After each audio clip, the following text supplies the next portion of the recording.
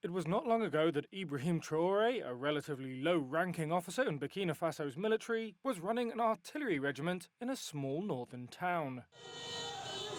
Now, cheering crowds greet the self-declared leader after he and a group of soldiers overthrew President Paul-Henri Damiba. It was the West African country's second coup this year. But in an interview with Radio France International, Traore insisted he will not be in charge for long. A national conference will appoint a new interim leader by the end of the year, he said, and an agreement with West Africa's regional bloc for a return to civilian rule by 2024 would be honoured. Still, an early picture of what Traore's junta intends to do with its time in power has emerged. Burkina Faso's battle against groups linked to Al-Qaeda and Islamic State is likely to be a focus. Traore is a career soldier who's fought on the front line against the militants. The insurgency has killed thousands, and it was anger over the escalating violence that fueled a coup in January, bringing Damiba to power.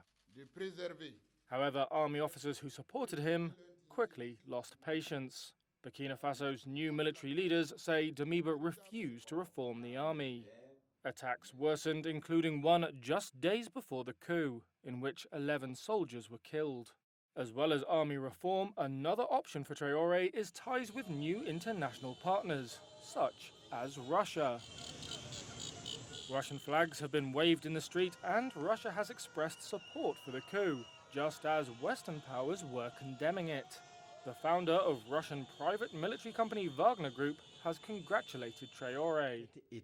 Wagner operates in several African countries, including Burkina Faso's neighbour Mali, where it has been accused by human rights groups and locals of participating in the massacre of civilians. It has not responded to the accusations. Wagner's arrival in Mali last year spelled the end of France's decade-long mission against militants in the country. Ties between Burkina Faso and Russia could further strain relations with the former colonial power. In the aftermath of the coup, the French embassy in Ouagadougou was attacked by Traore's supporters. Burkina Faso's junta had stoked the anti-French rioting, saying that France had sheltered Damiba at a military base. France denied this. Traore, now on a crash course in diplomacy, downplayed the link between Damiba and France and called an end to the protests. But about ties to Russia, he was vague.